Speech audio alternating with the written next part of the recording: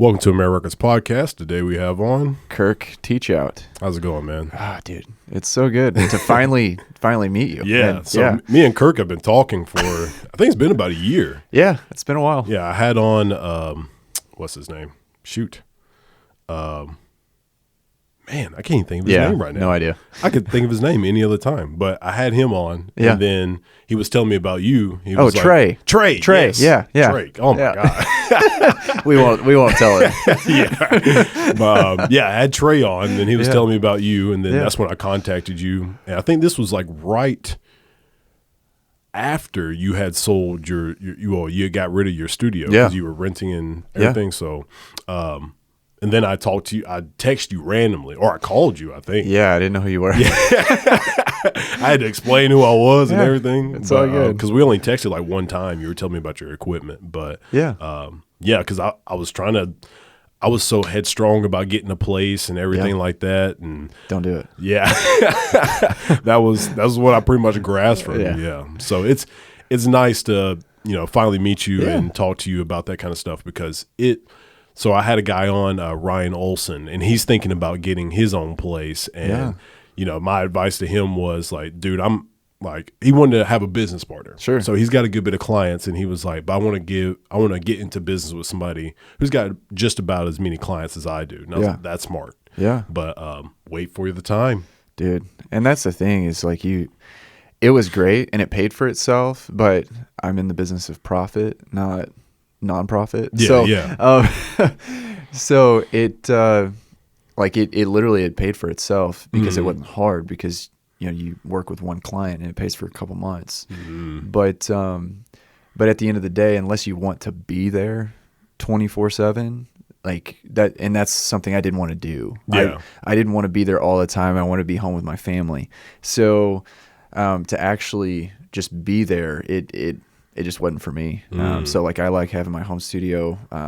I like going upstairs into my space where I can do anything at any time. I don't have to worry about anything or anyone really. Yeah. And worry about are there college students like banging drums 2 floors up, and I'm like, okay. But yeah.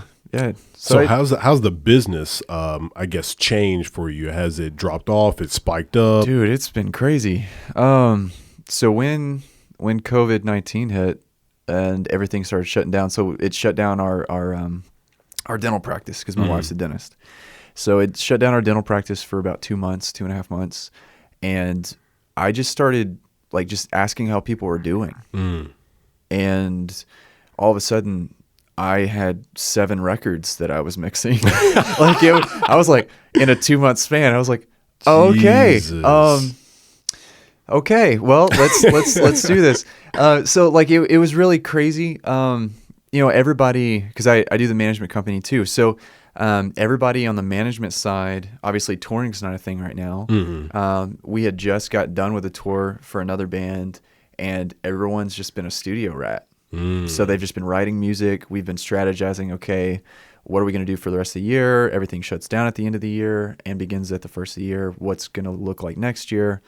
So it's really not been, I guess there's just been kind of a shift on what was busy versus what now is busy. So, so my studio stuff has blown up. I went to Kansas not too long ago with a band from Iowa. Recorded their record. I'm finishing mixing that now.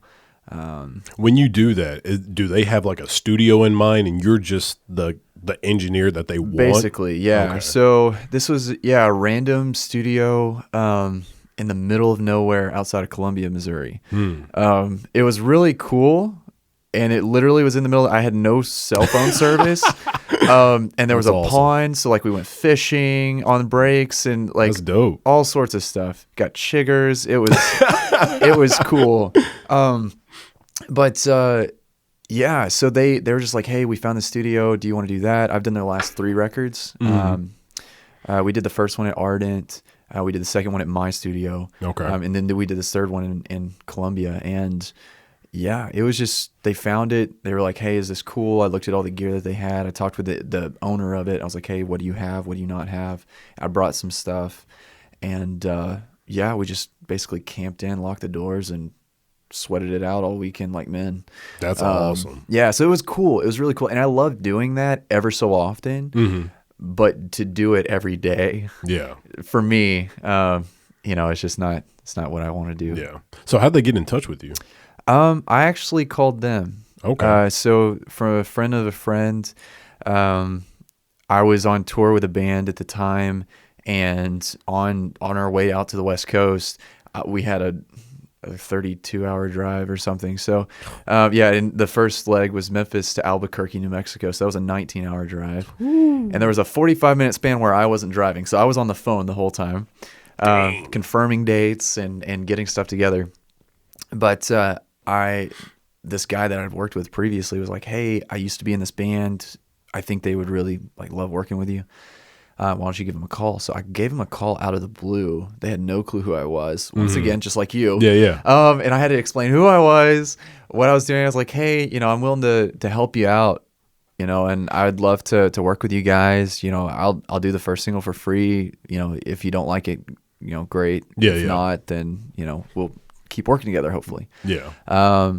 It just kind of, we hit it off. We did that first record. They loved it. We did the second record. They loved it again. It just keeps improving, and they keep getting better. I keep getting better. So it just, it worked. That's so dope. That's kind of how a lot of the clients that I have work. I don't really do a lot of new clients.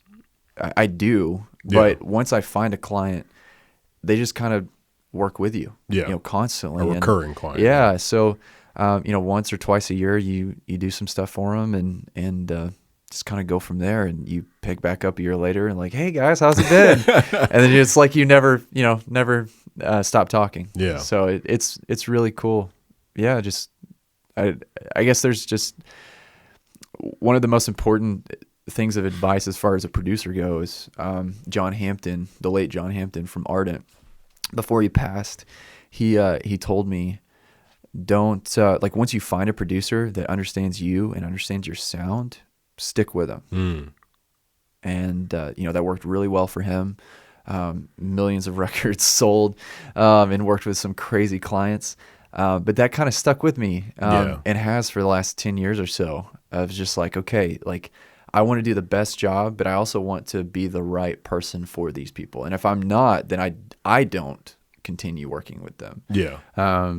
Whether it be a personality clash or whether it just be I just don't feel like I serve them well, then, I try to just hand them off to someone.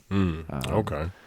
But yeah, I mean, that's, I guess. Yeah. I was actually talking to Ryan about, just the producer, beat maker producers with the rappers. Yeah. And I was like, those connections that certain people made, like Zaytoven and Gucci Mane and, what was it? Lex Luger and Waka Flocka. They had that Flocka Valley album with all those songs that people knew, those beat producers, and knew a certain artist was about to be on the track. And so that right there is that's pure advertisement right there, because people know if I look for this person, I'm going to get this person. Right. And I love that connection between two people. And then plus people know the quality. I've got so-and-so on this song. Well, I know they're going to do a good job because they work with so-and-so. Right. So I think people undervalue a connection between a producer and a songwriter or a singer or a rapper or whatever, because that up front tells you, what's going to happen. Right. Even if so you were talking about that Jamaican blue coffee, and how Cafe Electric is it's selling it. Somebody knew Cafe Electric, they sell good stuff. Well, then their coffee is going to be good, and you're like, oh, this Jamaican blue. I've never had it, but I like Cafe Electric stuff, so it must be good. You know what I mean? So that kind of stuff, it works wonders for somebody's business. Oh yeah, yeah. Well, and that's why you affiliate. Right. With certain businesses. Yeah. You try to find, what works for you, and you have your name attached to that. So you don't, want to have a company attached to your name that, that isn't great. Yeah. Just to have an attachment or to have an endorsement. So, Yeah, I mean that's the beauty of affiliation. Mm-hmm. You know, I mean, that's like with this coffee, like the coffee ride. So the name, they literally like in the area where they are, they will deliver coffee on a bike. So yeah, it's like I was like, man, that sounds like a cool company. So I went to the website and checked out like some information about the company and whatnot. Sure. And they were showing the videos of how the guy like started making it and everything. I was like, man, that's pretty cool. So I was like, I'm easy to just see if they want to do a sponsorship or whatever. And so they said yes, and so that's why I brought him on. But I was thinking about what you were just talking about. Like I didn't want to just do a sponsorship or whatever, an affiliate with just anybody. Like I wanted it to be people that I actually care about, and then also like people that my listeners would actually want to like buy stuff from. Like I'm not going to get something from somebody who like, you know, things that I'm not a big drinker. Like I don't drink at all. So I wouldn't, people would probably listen to that. This one guy, he was a photographer. He brought on some tequila. So I was like, all right, I'll drink it just because he literally brought the tequila and he brought shot glasses. So I was like, all right, I kind of feel bad if I don't drink it. So peer pressure, man. Yeah. But so, you know, I'm not going to get like a sponsorship from like, you know, a beer company or something because, you know, it's not what I do. So, but yeah, it's like that. You know, affiliating with the right people and the right stuff, that's awesome. That's why I want to talk to you. Yeah. Yeah, right. I was like, this dude's doing good stuff. You know, he seems like a good quality guy. That's another thing is just, you know, making sure somebody's got quality work. Right. Because quality work is, I don't know, like a lot of people think about quantity and they're just like, oh, I'm just doing a bunch of this, a bunch of that. But like you can narrow down on the amount of work you're doing and then just do better stuff. Sure. And so you get more out of your time. So you're not spending so much time on stuff and you're just doing a little less, but better stuff. Right. Well, and it's easy to be busy. Yeah. It's super easy to be busy. It's hard to be efficient and to be productive. You know, Gary Vee talks about that all the time. Yeah. It is super easy to be busy. Not hard at all. Either that or you're just lazy. Yeah. Yeah. But yeah, you know, trying to figure, you know, your market, you know, like you're saying, like you knew that coffee would serve your market. Yeah. You know, I mean, everybody drinks coffee, and those who don't shouldn't be on the podcast. But yeah, you know, trying to figure that out is very important. So, like Disney, for instance, in their book "Be Our Guest," they talk about. I think it was that book that they talked about how they understood that how important it was to not only in their kids shows have stuff for adults, so that way it entertained both of the target markets. Yeah, that's smart. And now that I'm getting older, I'm rewatching all these Disney movies with my kids. I'm like, wow, I never caught that. I never caught that before. Yep. And I'm like, wow. Yep. That's crazy. Same thing with like the commercials and stuff. Like they run those analytics and they know exactly what to do. Mm-hmm. So yeah, I mean, it's crazy stuff. So what have you been doing producing wise? Like, dude, you've been doing your music, right? Yeah, I've been doing too much. Of course.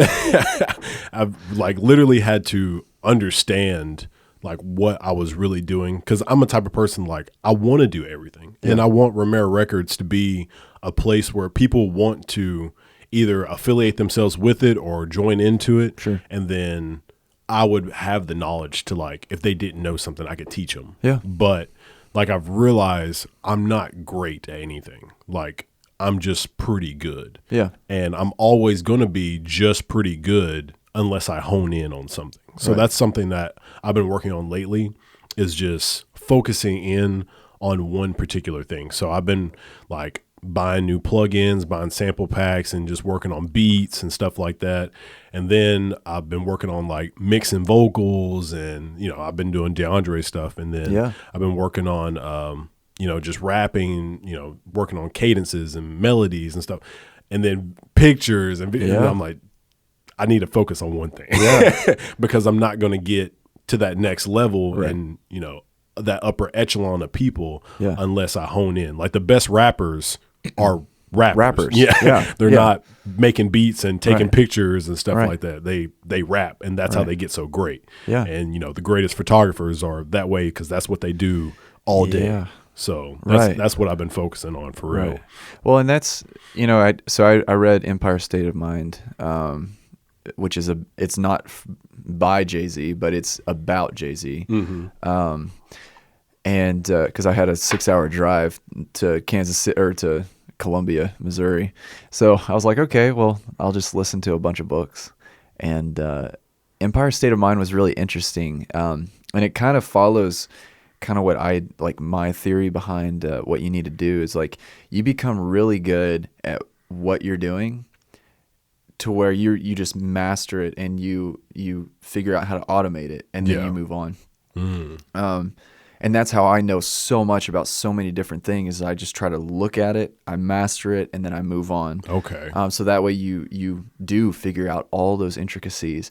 And if there's something that you don't understand or you maybe don't want to be the best at, you just kind of dabble in it. You figure it out enough to where you're dangerous, and then you hire someone who is an expert in that. So you know what they're doing, but you don't know the intricacies of what they're doing necessarily. Oh, okay. But Jay-Z kind of did the same thing when he was a drug dealer. And he talks about it, but at the very beginning, he was a drug dealer. He was skipping school and was very successful in dealing drugs. Yeah. Enough to where he was an amazing rapper and had the cadences and had all this together, but he wasn't making as much money as what he was dealing drugs. Yeah. So he stopped and started dealing drugs more until he found a better deal with a record label of what him and two other guys started. And then he started making more money than dealing drugs. So like he's always like, okay, I need to focus on this because this makes money. Yeah. And if I make more money over here, then I'm going to make more money over here. And so it just keeps getting more. And then he invested in $1 million into the basketball team in New York. And then just kept, building his empire and being very creative in how he like kind of dealt with the deals that he was doing and kind of structuring them. But yeah, it's about like learning what you don't know, mastering it as much as you can to where you feel like you're competent and you feel like you're good about it. Unless that's just all you want to do. Yeah. Like if you want to just be a rapper, if you want to make a living as a rapper, then you need to solely focus on that. Yeah. Yeah.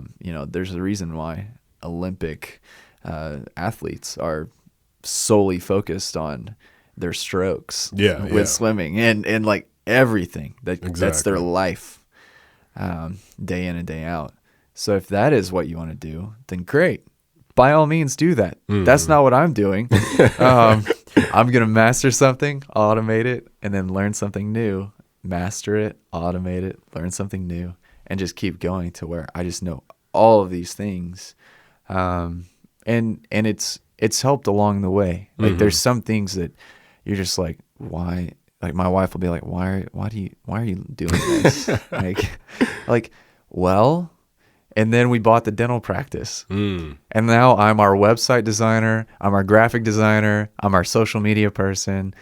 Because I learned all of these things and there's thousands of dollars a month that we're not having to pay. Exactly. Because I learned all of these things. Man, Rachel was trying to like look up ways to like start getting into that kind of stuff for her personal training. And she found some girl on YouTube who was talking about like she makes, I don't know, I think it was like 10 grand a month or something like that on YouTube.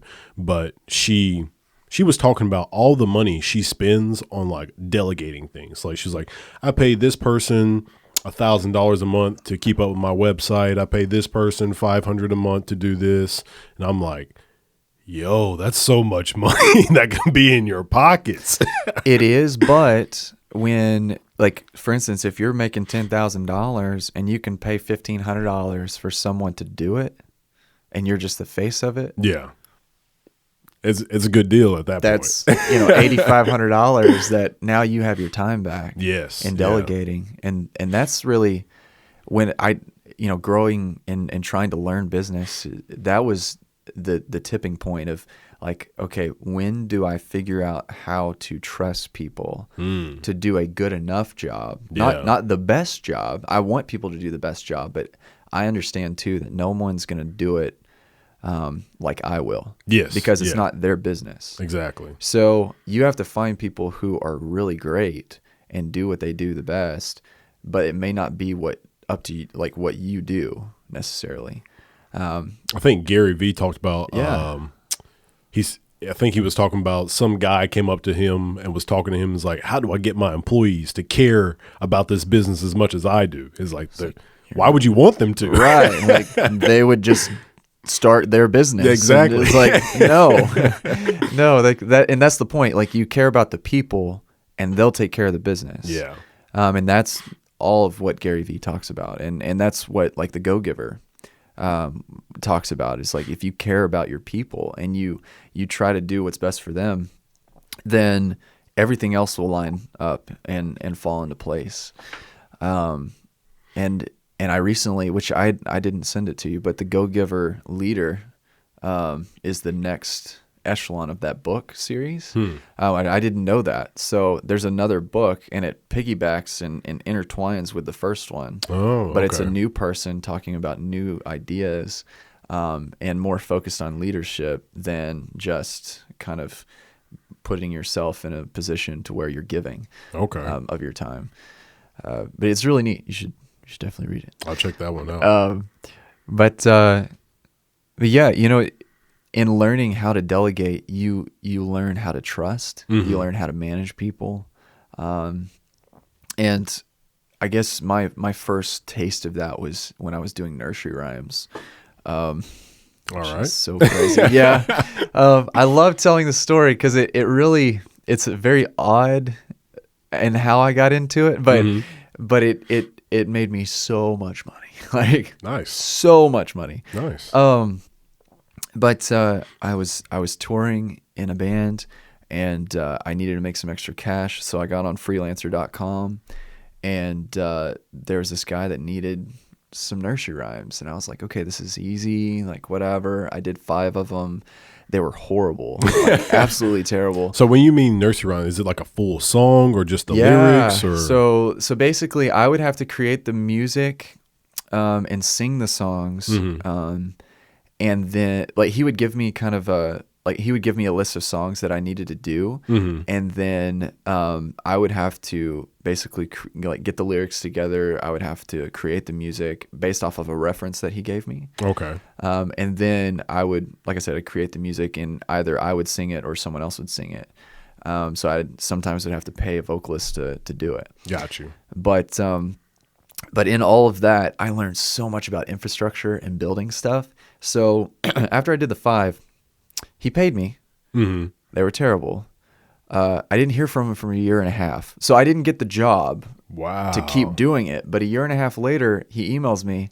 Apparently the people that were doing it and got the job stopped doing it. So he was like, hey, you still up for nursery rhymes? I'm like, sure. I just got back from Europe doing a tour in Europe and we were doing our tour towards the West Coast. And I got that email when I was talking to the guys from Iowa. And I was like, sure, like I can do this from anywhere. I had my little M Audio keyboard, and I was doing it in the van. And he was like, yeah, okay, I have 10 songs. Can you do it? I'm like, sure, I'll do it, whatever.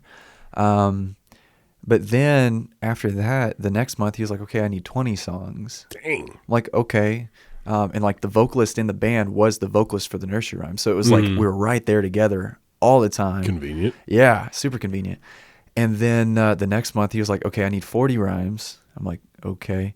And this was for a YouTube channel. So he had a YouTube channel that he would do the animations and then I did all the music.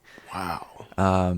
And he started with like 16,000 subscribers. In 4 years, we built it up to over 5 million subscribers. Oh my God.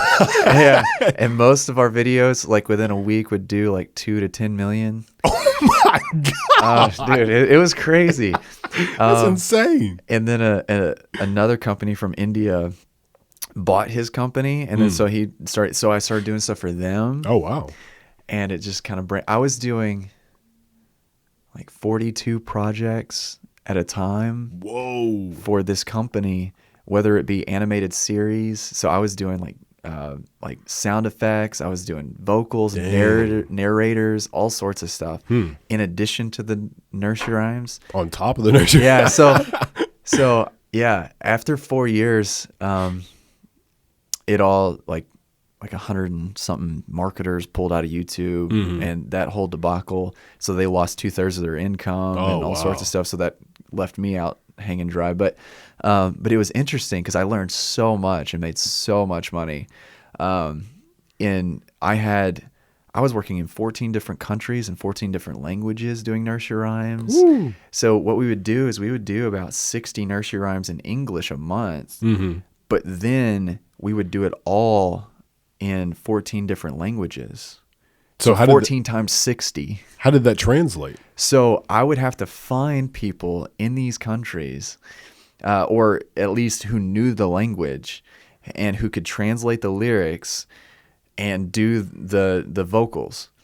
So in 14 different countries? 14 different languages, and most of them in different countries, yeah. Oh my God. Yeah, so, and at this time, I hired my sister, who was my assistant, like full time, because I was like, I can't do this all. Yeah. And I don't want to do all of this. For sure. And as Gary Vee talks about, like, pay your assistant very well and they'll take care of you. So I hired my sister. I trusted her. I showed her all the infrastructure. She kept up with it. And basically, I was just CC'd on all the emails. So most of the time, unless we got something weird, I would get the email of the 60 nursery rhymes we would be doing that month. I would let her know. I ran it all on Dropbox and in an Excel doc. Okay. And I had it all organized. I would organize the Dropbox folders, and then she would send all the emails out. Okay. And make sure that the Excel doc was all laid out and everything. But I built the infrastructure. Okay. So she just had like a good foundation, and then she just had to keep it running. Where like as soon as like I had a tab of like, okay, you need to turn this green when we send the emails out. If we don't hear from them, or if we get a confirmation, then the next tab goes green or red. Gotcha. If we don't, like, you need to follow up 3 days before the deadline, so that way, like, we know it's going to be in. Yeah. Things like that. And like, okay, we sent it off for mixing. These 13 are sent off for mixing, but this one's not in yet. So like things like that. So what were you, as far as like the music wise, what were you actually doing? So initially I was doing all the music. Yes. And then it got to where he was like, okay, we want to do 100 this month. And I was like, I was struggling to do 60. That's crazy. So I got to where like the first like handful of nursery rhymes, it took me about 6 hours to write one. Yeah. And like get it all done and polished and everything.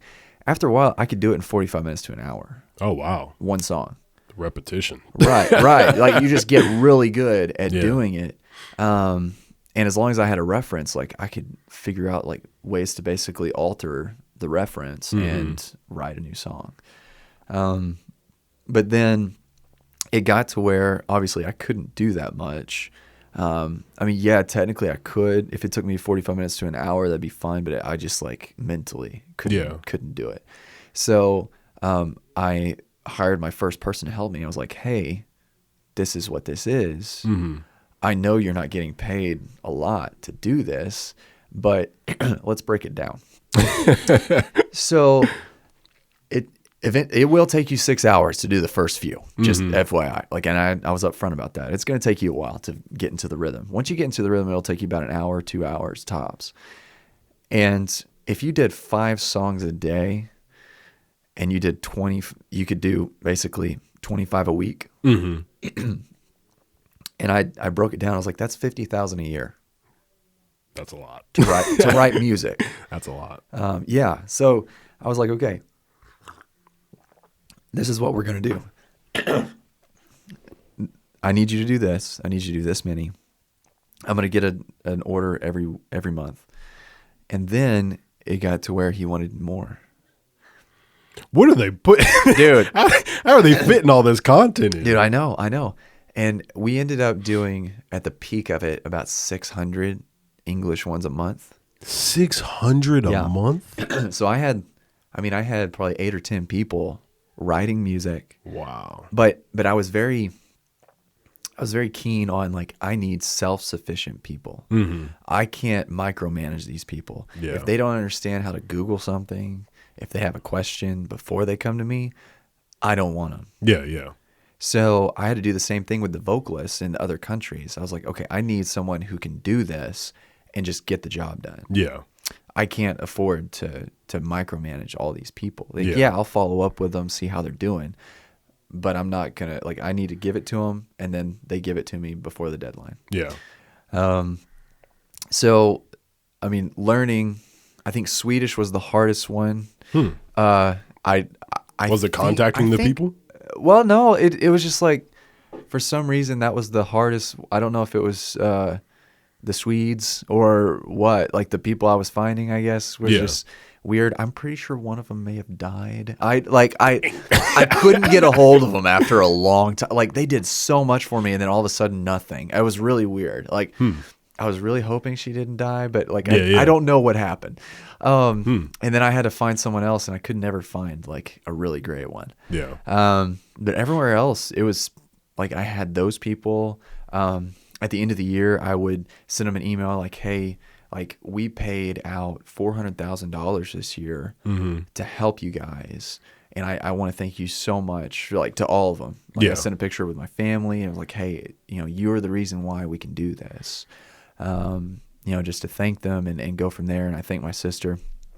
Now, the hardest part of all of that was when it shut down.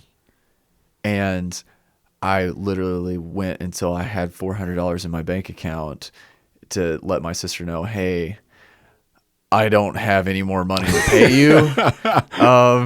And I tried and tried and tried, and I figured it out. I gave her at least 2 weeks. And I was like, hey, I can pay you for the next 2 weeks, but, like, I don't have any more money. That's crazy. And that was probably the hardest because, one, it was my sister. Yeah.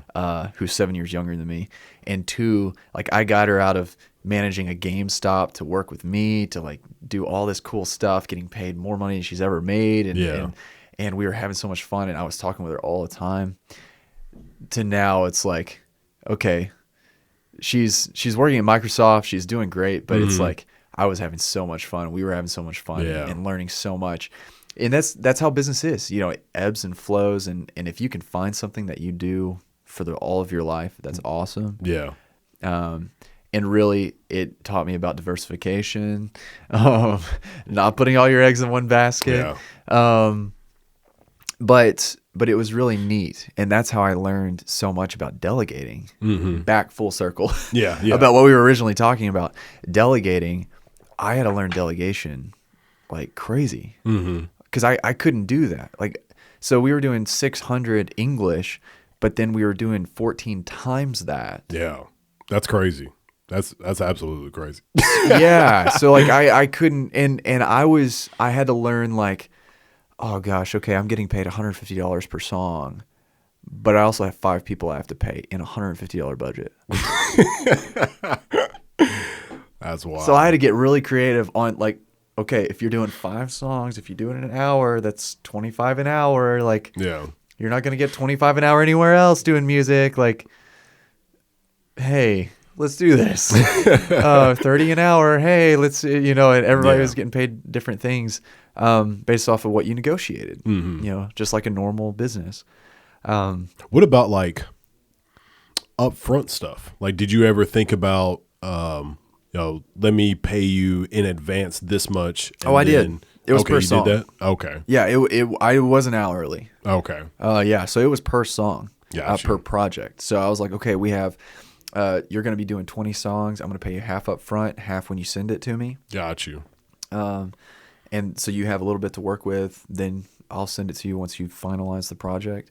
And that never bit me, like, ever, because I was very intentional on who I worked with, especially on the English stuff. Now, the foreign stuff, it was a little different, but I would still, like, after we started working together, and after I told them I would pay them half up front on the front end, they were like, okay, well, this guy's serious. It's not a scam. Yeah, yeah. So I don't know. It was just, I never had an issue.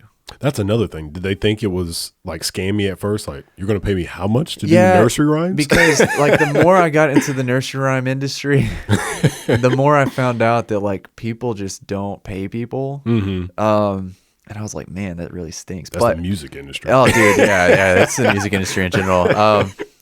I'm sorry for all the rappers who watch this, but I make rappers pay 100% up front. Really? Every time. That's smart.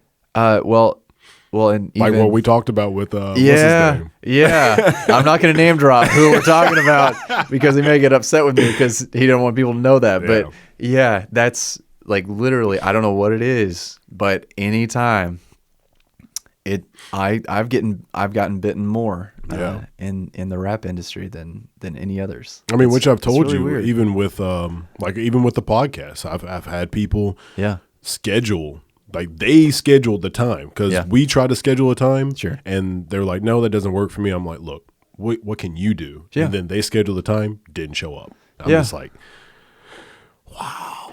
Yeah. Well, and that brings me back to a point of like, okay, if you and I tell my wife this all the time, if we just do what we say we're going to do and are consistent, you're already ahead of 90% of the people out there. Like really, it's not hard to get ahead. Then you just have to do what you say you're going to do and be consistent, and you're already ahead of 90% of the people out there. When you were telling me that, I was like, man, like, because you're doing a lot more business than I am, and so like for you to say something like that, I was like, all right, cool. Yeah, like it's not hard to get ahead. It really isn't. And once you get that down and you just follow through, I mean, things are going to come up. Like we already rescheduled the podcast once because I was moving. Like. And trying to buy a house in the middle of a pandemic is not advisable. Don't do it. Impossible. Don't do it. But yeah, so our closing date just kept moving. So like things like that happen. Yeah. But yeah, like you try to just do what you say you're going to do. Yeah. And don't overcommit. I'm getting a phone call. Yeah, you're good. I'll put him on hold. I'll answer him again later. It's actually so that's actually Joseph Lumpkin. I've been doing audiobooks. Okay. And he wrote an audiobook that I did. It's called The Negro Bible. Interesting. I don't even know if I'm supposed to be talking about this. That's very interesting. Yeah. Yeah. Strike that out. Yeah. Anyways, but so he wrote this book, and I did the audiobook for it. I did that, and did I tell you about that emotional intelligence book I did? Well, I saw you post about it. Yeah. Yeah, that was a really good book. I'll try and get it to you. But, sounds good. I'm going to revert back to this video when I don't have it. but that was him calling. He's probably trying to call because ACX is the company I go through for audiobooks, and they're pretty crazy because like so it's just like any narrator or any author is like posting these books on ACX, and it's like, who wants to do it? So it's kind of like a free for all, and then you can just audition for it and stuff. Yeah. And so if they like your audition, they'll hire you. But that emotional intelligence book, I actually auditioned for another book. Interesting. And they were like, we don't want you for that book, but there's this other book that we want you for. You have a nice, smooth voice for emotional intelligence. I was like, that was a kind of weird. You told me no, but then told me yes for something else. I was like, all right, cool, whatever. Yeah. So, but I ended up loving that book. That was like one of the best books I ever read. Yeah. Just because it was like about emotional intelligence. It was about like communicating with people and how to be on the same wavelength. One of them was talking about like if you're in an argument with your spouse and they're like, well, not even an argument. So like say you're just talking to your spouse. Sure. And she's like super excited about it, but you're just like kind of listening like this. It will ruin her emotions and like how she feels about what she's talking about. Yeah. Just because you're not giving that same energy. Right. And like people, I was telling Rachel, like she mimics facial expressions like to 100% because that, number one, that's like human nature. Like if we see somebody smile, we tend to smile. If we see somebody laugh, it kind of like makes us feel good. We want to know like, why are they laughing? Like, you know, what is this happiness? So, but that's what that emotional intelligence book was talking about. It was just talking about how people can basically just do better in life by understanding like the people in the room, how to do better. It even talked about like, what was it? Like if you're trying to get a job and there's always that one person who nobody likes, nobody can stand in the company, but they do everything the company says, so they get promotions. Mm-hmm. And it's like, yeah, that sucks, but they're doing something. Yeah, that's what the company wants. So that's how they progress, even though nobody likes them. But the book was just talking about, hey, you know, there are people like that. There are ways to get ahead in life by just doing what the company wants. But then there are ways of taking care of those people. Like you were talking about checking in on your employees and communicating with them, telling them how much you care. And that goes a longer way, in my opinion, than just doing what the company wants and then trying to get ahead like that. So, yeah that book was phenomenal. I definitely will try and get it for you. But I'll hold you to that. I need more books. So that's totally fine. Yeah, and that's, you know, emotional intelligence is very important. You know, and we fail at it all the time, especially as husbands. But yeah, it's really neat to kind of, you know, try to learn more, right? Mm-hmm. And we're always trying to be better and trying to just to learn new things and trying to learn more about our spouse. Yeah. You know, because it's not easy. It's not easy, and that's one thing I love. Love and Respect. It's a great book. I forget who wrote it, but he does marriage seminars too. And I tell people all the time, like he talks about how women have pink megaphones and pink hearing aids, and men have blue megaphones and blue hearing aids. And what pink megaphone says throws blue hearing aids into dissonance and vice versa. And it's like we say things differently. You know, we hear things differently, and it does. It's difficult, but if you have the emotional intelligence to understand that, it helps. It helps tremendously in the communication, and just in emotion. I mean, that's why it's called emotional intelligence. Yeah. But it helps with anyone, you know, and that's why like really great salesmen understand the psychology behind who they're talking with. Yes. What kind of type they are. Yes. What kind of personality they are. Yeah. And how they can manipulate that to their advantage. I'm not saying you should do that, but that's what it is. Like manipulation is not, you know, a negative word. You're trying to leverage what you have and what you understand and what you know. And that's how knowledge is power. Knowledge is not always power. You know, to me, action is power, but you have to have the knowledge to do it. Yeah. I mean, it's just like, you know, if you're dating and somebody, so Rachel's not huge into sports. Like she'll watch it with me, like football and stuff, but she's not big into it. So if when we were like first dating, I was trying to like talk about sports all the time, that's not going to win her over. So I had to figure out like what she was into, stuff like that to win her over. But like, you know, understanding like if you just start talking about something, like whatever it is, you start talking about cartoons or you talk about medicine or something like that, just looking at the person's reaction, like their facial expressions, their body expressions, whenever you start talking about those things, you can tell, oh, they like that, or, oh, they don't really care at all what I'm talking about. Right. Oh, yeah. Yeah, and that's, you know, and even with employees, you know, to be able to, you know, read them, to be able to be involved in their lives. They're not just an employee. They're a part of the family, you know, and you have to take that approach.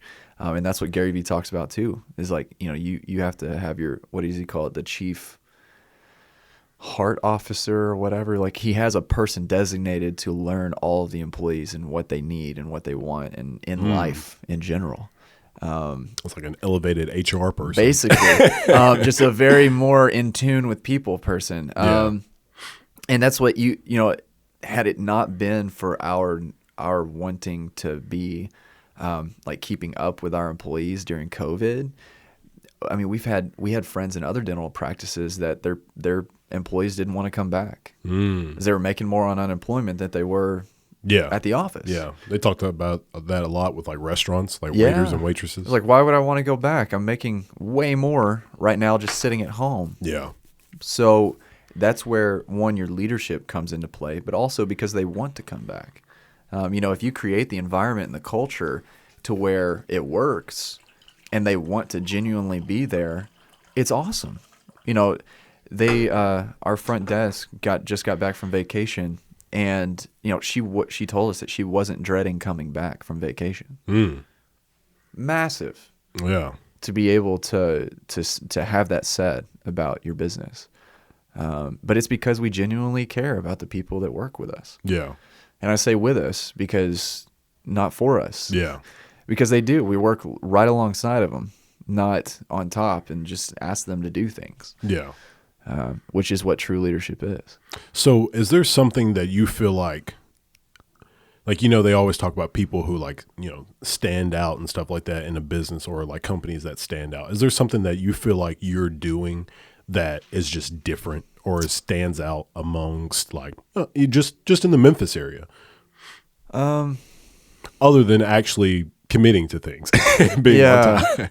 Yeah. So something that either I'm doing or something that other people are doing in Memphis in general. Well, just is there something that you think that you're doing that other people in Memphis aren't doing? Oh gosh. I don't know. I should be talking about this. Honestly, just customer service. Yeah, man. It's especially the more businesses I get involved in. You notice what they how trash or how whatever they doing. handle situations. Really, if you take your car to a tire shop and it needs something, and they just don't do, they don't go above and beyond. Mm-hmm. They ask you, well, what's wrong with it now? I'm like, it's like, I'm giving you my business. Just figure it out. Just be nice. I'm willing to pay for it. It's not that. It's just, if you go to a restaurant or something, when you find people that they're just willing to go above and beyond just to be kind and generous. Yeah. And go above and beyond in customer service, that's when it stands out. But just people just don't. Yeah. People just don't have good customer service, period. Yeah. But we have to be customer service driven. Mm-hmm. In anything, even in your podcast, you have to go above and beyond for the people who are on it. Yeah. You make coffee. Yeah. In doing that, you stand out in that sense. Even if you lose money trying to do what's right, mm-hmm. versus doing what technically business wise would be right. Yeah. We will, I probably shouldn't say this either, but we will give someone's money back. And if we do their dentures or something, mm-hmm. and they are just not happy about it, we would rather give them their money back. They're going to give us the dentures back. Yeah. But we'd give them their money back. You can go somewhere else. That's fine. Yeah. But we literally have done as much as we can do to this point. Mm. But here, we don't need the money. We don't want the money. This is yours. So, I think if you just go above and beyond just what you need to do, just not the bare minimum of this is just my job. This is what I'm supposed to be doing. And you obviously you're paying for this service. I did the service, be happy with it. Mm-hmm. Gosh. And it's just people just in Memphis or in general, around the world, just mm-hmm. don't do that. Do you have Amazon Prime? Yeah. Their customer service is oddly too good. Yeah. So the first time they ever messed up one of my orders, I call them. I'm trying to give them this huge backstory. So what happened was I ordered something, and I got the notification email that said it arrived. Sure. So I get off work about 3:00. I got home at 3:40, and it said it arrived at 2:58. And I saw the picture. Yeah. I saw it was here. I got home, it's gone. And so I'm asking my neighbors if they seen it. They're like, no, we haven't seen it or anything. And you got a doorbell camera. well, I've got security cameras around the house now after that incident. Nice. But so yeah, I call Amazon. I'm trying to give them this whole story about what happened and everything. They're like, okay, do you want the refund or do you want us to send it again? I was like, yeah, I'll take the refund. They're like, okay. And that's the end of it. Yeah. And they don't question you. And they don't question at all. Right. And I'm just like, what Because are you doing? it's honestly not worth, and that's the thing. Like, it's honestly not worth the time it's going to take to fight you to not have it done. Like, yes. So even if it was $1,000 thing, like, okay, but how much more are you going to potentially buy through Amazon? If I had a bad experience with that, I would have considered not doing Amazon again. But because it was if it such happens over and over again. Yes. Like, they've messed up my orders, I think. Well, so they didn't mess that one up. They obviously delivered it. But, like, I think they've messed it up twice, but the customer service is so great. Yeah. Why would I leave them? Right. Like, I know they're going to fix it. Like, if they mess up, they're going to fix it. Oh, yeah. So I'm just like, I'm going to stick with Amazon just because of that customer service. Yeah. Well, and I'm the same way with Wayfair. So regardless of the allegations of sex trafficking. This table is actually Wayfair. Yeah. I mean, so when we bought the new house, we ordered some chairs for our dining room table, and ordered the dining room table. And when the chairs got there, they were bar stools. They weren't dining room chairs, but they matched the dining room chairs. And so I sent them an email, hey, this isn't what I ordered, whatever. And I was waiting for them to email back, but I was going to say, like, I'll pay the difference of whatever because I actually do want these. But they just said, okay, well, we're going to look further into it. We've sent your chairs, and we'll let you know if we need those back. But if not, just keep them. So now we have bar stools for free. That's awesome. And dining room chairs. Like, they didn't fight me about it. That's crazy. So... which I have other people that, like, they bought a couch, one little thing was broken, and they just sent them a new couch. Dang. And they kept the old couch, so they have two couches now, and just fixed that little thing. Yeah. But like, that's the kind of customer service you have to have, because you have to think of the lifetime value of a customer. Yeah. Not the short term. Yeah. Which is why people hate insurance companies and stuff. Like, they will fight you tooth and nail to keep their money, versus if they were just generous in their time and their energy and whatnot, and just not question people wouldn't take advantage of them. Yeah. So the go-giver, right? At the very beginning, he talks about, like, if you think the world is a dog-eat-dog world, it's going to be a dog-eat-dog world. If you think people are going to take advantage of you, people will take advantage of you. Yeah. That's just how it is. But if you expect the best out of people, 9 times out of 10, people will be the best of themselves. Yeah. And it's like the whole concept of you see what you want to see. Yeah. And sometimes I'll talk about that with people, like, so again, back to spouse stuff. So if Rachel knows she knows I don't like, let's just say, tuna or something like that. So it's terrible. Yeah, I don't like tuna. Put some mayo in. So if she asked me, do I want this thing, even if I said yes, that if she asked me if I wanted something that had, like, tuna, like, remotely in it, sure, even if I said yes, and, like, she said it from, like, across the room, she'd be like, did you say no?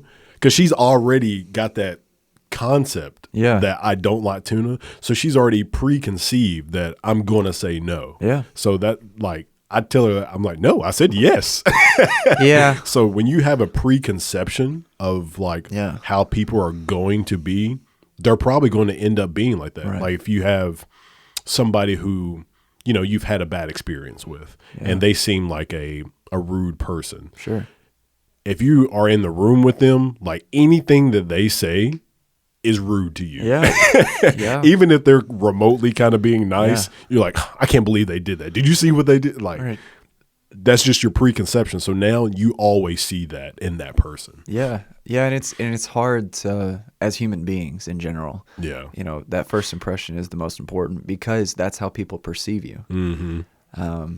Which is why, like, the one time you have that off day, it's terrible. Yeah. But that's why you have to be 100% all the time. Yeah. And it's difficult, but to be able to be on that level, that's what separates the really great from just the great. Yeah. How do you deal with customers? Are you good with customers? Oh, yeah. Yeah. I mean, there's a lady cursing at our front desk because right now, like, we have to screen people, and before they even come in, we take their temperatures, ask them screening questions. And there's a lady who my front desk went out there. She was doing it, and she came in. And she just had this weird look on her face, and like, oh no. So I was like, what's going on? She was like, she's angry. Mm-hmm. I'm like, okay. So I went out there, and it was uncalled for why she was angry. So I went out there, and she started cursing and talking bad about my wife. She didn't know that I was married to the dentist. So I never said anything. Normally I will. I'm like, hey, well, I'm the dentist's husband. I do, I love her. She's great, but I'm a little biased, but she's really great. But I went out and I was like, hey, you don't have to talk to me that way. We can have a cordial conversation. And she just kept going, but she did call back and apologize. As long as you're not trying to yell, back at them, like, people, once again, 9 times out of 10, there will be that one person, but 9 times out of 10, people treat you how you allow them to treat you. Yes. So as long as you don't escalate what they're trying to do and just be the bigger person and just try to stay calm, they will typically mimic what you're doing. So I'm learning that with my kids. So I have a 3 and an almost 2-year-old. The ultimate challenge. Yeah. So I'm learning that, the difference in raising your voice versus lowering your voice. Mm-hmm. If I lower my voice, he's a little, like, he starts paying attention. Yeah. And he's like, he stops whining. He stops whining. And I've learned that. And I try to read and learn more about, like, how I can be the best dad for my kids. And I'm just like, hey man, it's okay. Do you want me to tell you a secret? And they're like, man, that's crazy. And he's 3 years old, but he stops whining. He stops yelling and screaming, like, hey, let me talk to you. Yeah. Hey, do you know why I got on to you? Do you know why I spanked you? Like, dang. And he was like, no. Like, okay, well, let me tell you. Just completely changes. Yeah, it does. It does. When you can de-escalate a situation, that's important. In customer service. Yeah. Anytime I can win someone over that comes in with a preconceived notion, because in dentistry, like, people are weird. Yeah. People are super weird. I'm sure. They will tell my wife to her face that they hate the dentist, and she's like, I am the dentist. Like, you're telling me that. Like, wait, the noun, like the person, or like, the concept? No, you don't like what comes potentially at the dentist because you don't brush your teeth. Like, yeah. Okay, you don't hate the dentist. Okay, but that's why dentistry has the top, like, suicide rate. Wow. Yeah. Because they're told that they're hated every single day. Dang. That's crazy. So just like if you tell a child that they're stupid, they will believe that they're stupid. Like, that's just, if they're no good, if you tell them they're no good, like, they will believe that they're no good and have a complex. Yeah. And you're a product of your environment. So that's the reason why it's incredibly important to win people over right off the bat. So you need to be, you kind of need to mimic their emotions. If you don't need to be boisterous if they're being super quiet, like, you need to kind of, like, just kind of mimic what they're doing. If they have their arms cross your arms. If they're talking with their hands, talk with their hands. If they're sitting like this, they sit like this. Yeah. But trying to, that's the worst. Like, if you see somebody who, like, has amazing, yeah, I know. Like, I'm like, you're like, oh man. But yeah, so, it's trying to de-escalate those situations and talking with people. And so I talked to that lady and I was like, look, you don't have to talk that way. We can be cordial. She kept going on, and I gave her a dismissal letter. I'm like, we're not going to work on you. You're not going to talk to our employees that way. Yeah. And Dr. Lauren is not trying to just take money away from you. Like, she's doing exactly what you need. Yeah. Okay. She's a doctor. Yeah. Now there are a lot of people out there that will scam you for money just because they want to make money, and we've run into those people. But at the same time, once again, if you do what you say you're going to do what's best for people, and you're consistent, it's not hard to get ahead. Yeah. I think sometimes people complain just to complain. Yeah. Like they don't really know. Sure. They don't even know why they're complaining. Yeah. This one time, so I used to work at Pizza Hut when I was in college. Nice. And this woman, we messed up her order. It was like for a party. So I think she had like 10 pizzas. Yeah. But we messed it up. And I don't remember what we had messed up, but she was just like complaining, just like staring at us, fixing her order, and like just kept like just being loud and obnoxious. And I was just like, what do you want? You know what I mean? Like in my head, I was just thinking like, what are you trying to get out of this? Like we are fixing your order. Like we're making new pizzas for you. Right. What are you trying to accomplish out of being this angry at us? Like, do you want the company? Like, like what do you want? She was trying to make a point. And she was trying to harp on that point versus forgiving. Like, Yeah. okay, you're trying to make it right. You're fixing it. Yeah. And that's personality. Yeah. You know, and that's other people trying, like needing to work on themselves. Mm-hmm. You know, but you can only lead a horse to water. Yeah. So sometimes you just have to take it. You know, I worked at Cafe Eclectic, and there was one lady, I remember this vividly, that I just could not win over. She was that 1 out of 10 that I just could not. She would not treat me how I wanted her to, even being nice. Yeah. I was fixing her drink. Pretty sure she was on drugs, but but I fixed her drink, and she just threw it down. I'm like, I fixed it for you, you know, just threw it down right on the floor. I had to clean it up. But, you know, some people just act that way. Yeah. And that's that 10% that you just, like, poor pitiful me. Yeah. And there's nothing you can do about that. And that bothers me so, because I'm not a people pleaser, but I love the science of getting to know people. Yeah. Like if somebody's always angry, I'm trying to figure out how I can make that person happy. Sure. Or if somebody's always happy, I'm just like, what makes them sad? Like Yeah. I want to know. Yeah. So the fact that some people are just grumpy all the time, Yeah. like that bothers me. Like I love to be happy. I'm not a very bubbly person, Sure. but I'm a very like flatline, like mellow person. Like I get happy, like I get hyper and stuff like that, but I'm usually pretty mellow. Yeah. So like for somebody to be pretty grumpy all the time, that bothers me. I'm just like, what can we do to make you happy? Right. So Yeah.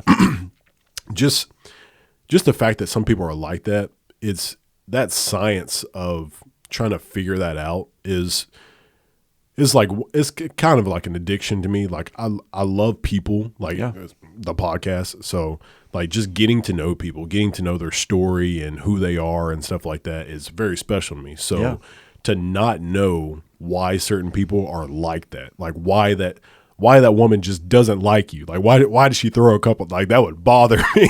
Dude, it did. It did for a long time. I'd just let it go eventually. But yeah, I was like, this isn't me. Like, this has got to be drugs or something. Somebody else come do this. Yeah, like I was the only one there. I was like, yeah, something. And that's you know, at some point you have to be like, okay, that wasn't me.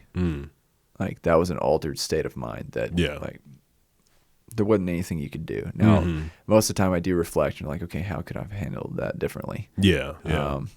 And sometimes it does. Like sometimes it just gets under your skin. You're super tired. You're stressed out, whatever. And you have that off moment where you escalate. But yeah, you know, there's just something to say about like learning about people. Yeah. To have that emotional intelligence, back to that. Absolutely. You know, and growing that knowledge of people is just so important. And I'm fascinated by that too. Yeah. Like anyone around me will tell you, like anytime we go out to eat or anything, I'm always asking people, how was your day? And most of the time and I have a comeback for either one of the two answers that I get. Either they say, good. And I'm like, well, that's good. I'm glad, you know, that's great. Or if they say, honestly, it's been terrible. I'm like, oh, well, at least you're honest. Yeah. Yeah. I say that every time, and then they laugh. And I'm like, it instantly changes their mood. Yeah.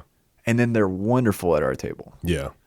But that's literally the first thing that I talk to them about is just how was their day. You talking about like the waiter or waitress? Yeah, anywhere really. So, I mean, that's kind of funny because like, you know, if asking them how was your day, if they're like if they say it's terrible, then you're like, oh, it's going to be that kind of day. yeah. But instead, I try to flip it around, and I'm like, well, at least you're honest. Yeah, you want to change their mood, change that chemistry. It's like I want to have a good relationship here at my table. Yeah. You know, I don't want you to be upset during this whole shift and just have me have a bad experience. Exactly. I can, once again, extreme ownership. I can change the mood. Yeah. Of this engagement. I don't think people think about that when they go out to eat because they're probably thinking, I came to this place, I'm paying for this food. Right. You're going to serve me. Yeah, you're going to serve me and you're going to be here when I want you to be, stuff like that. Yeah, but it doesn't work that way. No, and it shouldn't. It shouldn't. Like if you have a sense of entitlement, you need to get rid of that. Yeah. You do, because it's once again, once you change the thinking of you're going to serve me to what can I give to this? Night and day difference. Yeah. Of how you think, of how you act, of how people treat you, of how things go in your life. I can't tell you how much it changed just my trajectory after reading that book. I was making $30,000 a year in my studio, and then I was making six figures. Just in how I was able to think, okay, well, how many people can I get full time in what they love to do? Yeah. In music.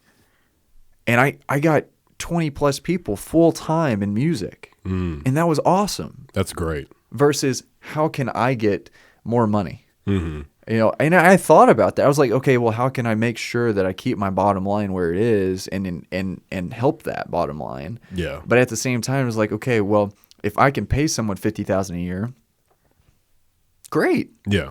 Like, how many people can I get to pay $50,000 a year? Like, I want to do that, which increased my income like crazy. Yeah. And I learned so much. And then we do the same thing. We have a bonus system for the girls in our dental office.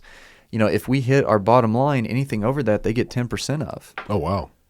And then after a certain amount, once our payroll gets to 20%, they get 20% of the profits. So, like last month, all four of the girls got a $1,500 bonus on their check. Nice. And that's monthly. Yeah. So they're like, well, yeah, we want to work hard. Like Motivated. That bonus was nice. Motivated. That paid for my vacation. Like, yeah. You know, so, you know, the more that you can do stuff like that and give to people, like they want to work with you. Absolutely. Whether it's an employee or someone at a restaurant, like if you can and just be generous and be nice and communicate that and just actively try to make their day better, it just makes the engagement so much better. Yeah. With Trey and they had that, what was it? I forgot that little thing that they were doing where like people were coming together. The mastermind? I don't think it was Mastermind. Which one? He's done two. Gravity? Gravity. Okay, yes. so I went Mastermind was right before, and then was it? He moved on to Gravity. Yeah. Okay, so I went to one of those Gravity meetings, and this guy came and spoke, and closer to the end, he was telling the story about how this company wanted him to come speak. I can't remember. I think it was like Goodyear or something like that, but they wanted him to come speak, and he was like, "Yeah, sure." It was like on a Saturday, and then he was talking to them on like a Monday about speaking on a Saturday, but he was like, shoot, I forgot I was supposed to be spending time with like my family or something like that. Yeah. And so he has to call him back to tell him, hey, I can't come, but you know, I've got this great person I know that could come and speak and in place of me. So the guy like starts talking to him like, hey, what if we, fly you out here? And, he knew that he liked horses or his wife liked horses or something like that. He was like, yeah, what if we take you out to where the Kentucky Derby is, and we would take you on our private plane, and you can or like the helicopter, and fly you right over the horses at Kentucky. And like he was talking about creating value. Yeah. And he was just telling him that the guy just kept selling him all this stuff, which, he was already going to, get him out there, but he just kept upping the value of it. And I was like, that's something that I never really thought of is just already giving somebody the experience that they were going to pay for, but start adding a little bit of this and that and something that's not going to break your bank, but also not going to break your back as far as like having to do too much. Right. So that's something that I've seen certain businesses do. Like, have you ever heard of Cymatics? So it's two young guys. They're Drew and Steven, but they started out just like making like sample packs, like melodies and like loop packs and beat packs and stuff like that. But right now they make tons of money by just making like loop packs and stuff like that. But they do like really cool stuff. So one thing that they do is they send you text messages and emails of like reminders, and they'll send you like free beat packs. Like they just did one called Pharaoh, and it's like a free beta pack. But they come out with an expanded pack. Yeah, like the actual pack that you pay for. And it comes with like the loops, and it comes with like, for a bonus, we give you these melodies. And then for the second bonus, we give you these drums. And then for a third bonus, you get like a custom USB. And then for a fourth bonus, you get this. And then they do it, and they say we only have 1,500 of these licenses. So click this to get on the waiting list. Yep. I'm just like, dude, y'all are marketing geniuses, because you're making people feel like they're getting something that is a limited time, and which it literally is. Like they don't sell it again, but it's the fact that they're going to make another beat back. They're going to make more melodies, but that one thing, they make that thing special to people. Right. Yeah, creating urgency. Yeah. Man, some people are really good at it. And that's the thing. It's like just giving a quality product or service that you can, create that urgency and that demand. Mm-hmm. It's like right now we're booked out 6 weeks at the dental office, which is like kind of heard of. Normally, like you're booked out maybe a week or two, and you can get some emergency patients in if they're hurting or whatnot. We can't see anyone right now. Dang. Outside of 6 weeks. That's crazy. Like, that's it. Mm-hmm. And how long you've had that? A year, last week. Yeah. But it's about creating that culture and creating the patient base that that wants to come in. And part of that, I think, is COVID. I really do. People are like, we were shut down for 2.5 months, and so the stuff that they had been putting off, they couldn't get in when they were hurting. Yeah, because we couldn't see anyone. And so now they're like, there's a sense of urgency of like, we don't want it to shut down again. Like, I really need to get this crown. Like, like, okay, well, let's do it. So I think the acceptance rate of cases has gone up, which has made more people get in quicker, and just booking like crazy. But I mean, it's there's something to say when you can book that far in advance because people want to be there, not because they have to be there. And that's what most of it is. I mean, we're averaging almost 50 patients a month, new patients. That's crazy.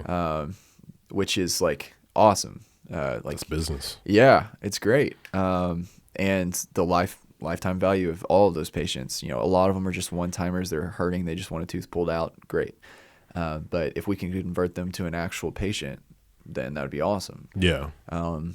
But yeah, to be able to create that culture is awesome. And like, cause there's an eye doctor in town where we have our practice, and they're booked out a year in advance.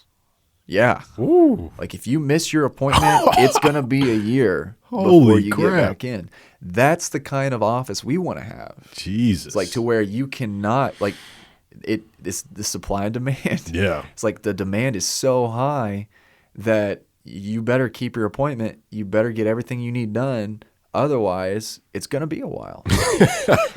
That's crazy. And that's the vision we have for the practice. And we've sold that vision to our employees and to our staff, and just trying to make sure that we continually sell that vision not only to them but to ourselves. Yeah. When it gets hard, and we have a week of just crazy patients, and just in business in general, just trying to create that value. How much work are you doing for like other people? For like, right.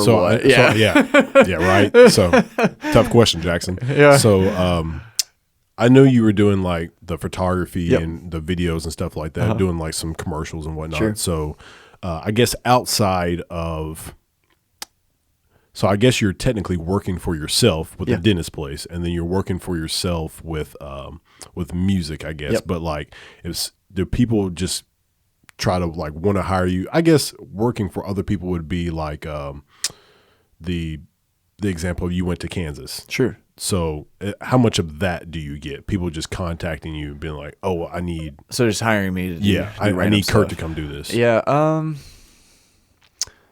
It's not as much. So like Monday through Wednesday, I'm at the dental office, and I help during the day on different stuff on the business side and then the insurance side, and then at night is when I really like do more management, mixing, stuff like that. I guess as far as like videography, photography, I have that to do if I wanted to. I'm not focusing on it right now. Yeah. So like most people aren't like, hey, you do videos, because I don't advertise it. Yeah. Yeah. So it's very seldom that happens unless I'm trying to do it. Yeah. But I have that skill set. So it's like, yeah. Like if the dental office needs one, I do it. It saves us a ton of cash. We have high quality. It's great. But as far as like the studio side, I mean, quite often, because I find those clients that are recurring, and now I'm managing a producer. So, I do all of his mixing for all of his clients. So I'm like, there's a flow here. Yeah. So like I'm managing him with his clients, and then I'm mixing those clients. So it's like this big circle. Yeah. Double dipping. Hey,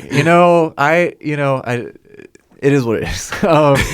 But trying to figure out those things, I thought Henry Ford was a great example of this. Was like he wanted to own every single part of the supply chain, like from the rubber that he was making for his tires. He wanted to own a rubber plant. He wanted to own like there was a coal mine that to fuel his factories, like the electricity. Like he wanted to own a coal mine. Like he wanted to own every single piece of it, so that way it would be cheaper for him. Yeah. But then also he would have those direct lines. So finding ways to have full circle stuff is very important. Yeah. To be able to not only drink coffee as a sponsor, but to be able to be the main investor or to be a silent partner. Yeah. It all comes full circle, right? So like if you owned a stake in Sony and, and you wanted to make more money, well, try to figure out ways to push more product. Yeah. Through a podcast or whatever. Yeah. And that's kind of how, like I did a podcast or a vlog-ish thing for a little while. Like it was yours? Yeah, it was mine. And I just talked about bands. I talked about like, I think my biggest one, which was still nothing, but it was called Maroon 5 versus Foo Fighters, which everybody was like, what? Like, yeah. It was just a little gimmick to like clickbait. Okay. But it was talking about the different, like, what is a good band name? Oh, okay. Like, okay, well, how do you know if you have a good band name? How do you know if you have a good artist name? Whatever. Yeah. And the point that I made was like, it doesn't matter. Maroon 5 is a color and a number. Yeah. The Foo Fighters was based off of like World War I or World War II, like fighter plane, like a group of fighters that did stuff, and they were called the Foo Fighters. Oh, and that's how they got their name. It's like, have you heard of what Haagen-Dazs means? Have you ever heard that? I think I've heard this one, but go ahead and enlighten. So I actually went to this program for the job that I have working at Owens Corning, but there was an AAM program, is at Academy of Advanced Manufacturing. So we're there, and these companies are trying to pitch themselves to us. Sure. And so we'll want to come work for them. And so the people from Haagen-Dazs come up there. I think it's Nestle is who owns Haagen-Dazs. So the first thing this guy comes up, he's like, all right, show of hands, who knows what Haagen-Dazs means?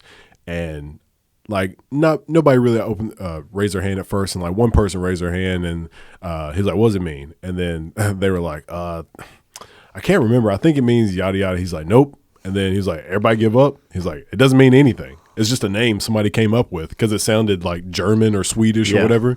It's just a random name. It literally means nothing. And I was like, that's genius. It just sounds like a cool name, but it literally means nothing. Haagen-Dazs. Right. But you brand it. Yeah. That's the thing. Like, you create something and then you brand it and you make it a household name or whatever, Yeah. You create the culture around it. And then it becomes an entity of its own. Yeah. Like Maroon 5. Like, what? A color and a number. Yeah. But if you say Maroon 5, it's got an attachment to it. They're a massive band. Mm-hmm. And have been for the last 20 years. Yeah. Or 15, whatever. However long they've been around. Wow. Yeah. So, it's creating that brand. Mm-hmm. And trying to make sure. So like we named our company Covington Family Dental, and it's in Covington. I intentionally, for one, if we ever sold it, we could it's super easy to keep the name and just put a new dentist in there. Correct. Yeah. You don't have to worry about going from a dental name to another dental name and then people getting confused as to what's going on. Absolutely. Like what we're going through right now with the new name. Mm-hmm. It's also the town name.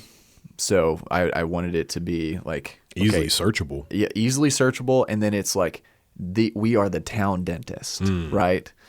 We're not just like a random dentist with a name. Like we are Covington Family Dental. Yeah, that's genius. And then I also used the same like kind of a sports lettering brand for the logo, like the font. Yeah. So and then I used the same colors as the school colors. Or our branding colors. So all them kids in school. Yeah, all the parents and the kids and everyone and we're school mascot and everything. Yeah. So and we're the no one in the area like sponsors any events really as far as dental goes. Mm-hmm. So we're the sponsor for the football games, for the basketball games. That's crazy. Like we want to be a powerhouse. Yeah. Like we want to be known, and that's how you do it. You have to be creative in how you get into that market. Yeah. And then once people get in the door, that's when the show really starts. Mm-hmm. But you have to get them in the door. Absolutely. So all those little things will cater to someone. Mm-hmm. And then once it all aligns, it's like, okay, cool. Like they have all their ducks in a row. This is what it is. I don't know how we got on that. I don't know either. But yeah. So that's what I think. Okay, so the original question was, I guess, or the last question I remember was something that people don't do. That I do in Memphis. Yeah. Hands down, customer service. Mm-hmm. I want to slap people in the face when they don't have great customer service, and or tell them. My father-in-law does that at a restaurant, and it irks me. And it makes me uncomfortable more than anything because I don't like getting out of my comfort zone. Mm-hmm. But he owns a business, and anytime the server is like just terrible, he'll let them know and like, look, I own a business. And customer service is super important to me. It needs to be important to you too. Can you go get your manager? Oh man! And I'm like, why am I sitting here? We could have just left. I mean, just pay for the food and go. Just dine and dash. Because I don't like doing that. Yeah. But so many times I just want to be like, dude, just do what's right. Yeah. Like I'm giving you an opportunity. Do what's right, and I won't be upset. Yeah. But if you don't, I'm gonna be upset. Yeah. But I'm just like, okay, well, I just won't use them anymore. Yeah. I'm not gonna tell them. Yeah, Rachel, she likes leaving reviews on stuff. I like if she gets bad service, she'll leave a bad review. I'm not that type of person. I just would rather just not order from them again. Yeah. So, but sometimes that helps other people out by leaving bad reviews.